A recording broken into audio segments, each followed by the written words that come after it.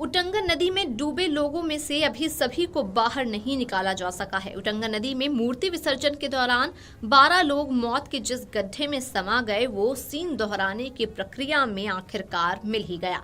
इसी गड्ढे से अभी तक 8 लाशें मिल चुकी हैं। 4 शव अभी भी फंसे हुए हैं जिनको निकालने के लिए रेस्क्यू चल रहा है। हादसे के बाद बचाए गए विष्णु को मोटर बोट में बैठाकर जवान को नदी में चलवाया गया। जैसे जैसे विष्णु बताता गया जवान भी आगे बढ़ता गया। अचानक पानी का गहरा गड्ढा आने पर जवान के पैर थम गए। इस स्थान पर अब तक 8 शव बरामद हो चुके हैं, वहीं 4 की तलाश जारी है।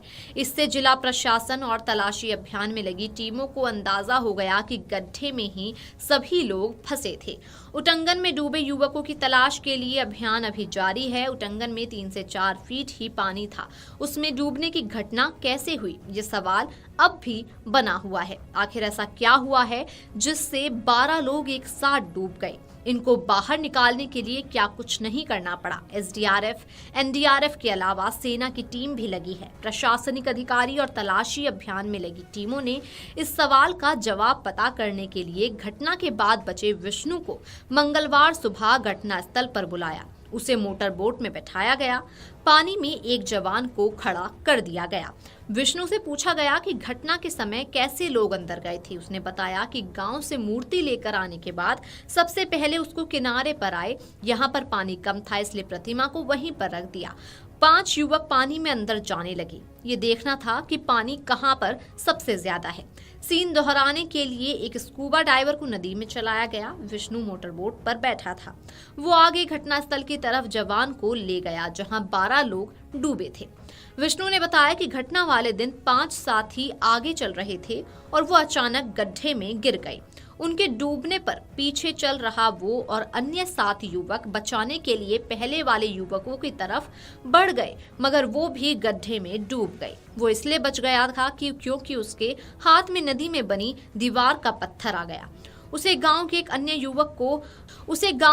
अन्य युवक ने हाथ पकड़कर खींच लिया। सीन दोहराने के दौरान उस स्थान पर जवान को पहले से गड्ढे के बारे में पता था। वो आगे बढ़ा तो गड्ढा आ गया। ये वही स्थान था जहां से सभी शव बरामद किए गए हैं। नगर पंचायत खेरागढ़ के चेयरमैन सुधीर गर्ग ने बताया कि विष्णु की हालत खराब थी, उसका इलाज चल रहा है। उसे सीन दोहराने के लिए बुलाया गया, उसे दवा खिलाई गई थी। इसके साथ ही उसे पूरी निगरानी में रखा गया है।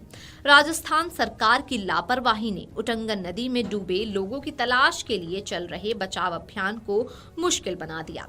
डीएम आगरा ने एक दिन पहले ही धौलपुर, भरतपुर और करौली के डीएम से बचाव अभियान के दौरान नदी में पानी नहीं छोड़े जाने का अनुरोध किया था, लेकिन धौलपुर प्रशासन ने पार्वती नदी से उटंगन में 2107 क्यूसेक पानी छोड़ दिया, जिससे नदी का बहाव रोककर तलाशी अभियान चलाने की रणनीति फेल हो गई। हादसे के दिन यानी कि बृहस्पतिवार को डूंगरवाला गांव में उटंगन में करीब 2 से 3 फीट पानी था। शुक्रवार को डीएम अरविंद ने डीएम धौलपुर, डीएम भरतपुर और डीएम करौली से बात की। उन्होंने तीनों जिलों के डीएम को बताया कि नदी में डूबे लोगों की तलाश में बचाव अभियान चल रहा है। पानी का बहाव रोका जा रहा है, ऐसे में नदी में राजस्थान से पानी ना छोड़ा जाए। Video desk amarujala.com। अगर आप ये वीडियो YouTube पर देख रहे हैं तो हमारे चैनल को सब्सक्राइब कर बेल आइकन दबाएं और Facebook पर देख रहे हैं तो हमारे पेज को लाइक करें।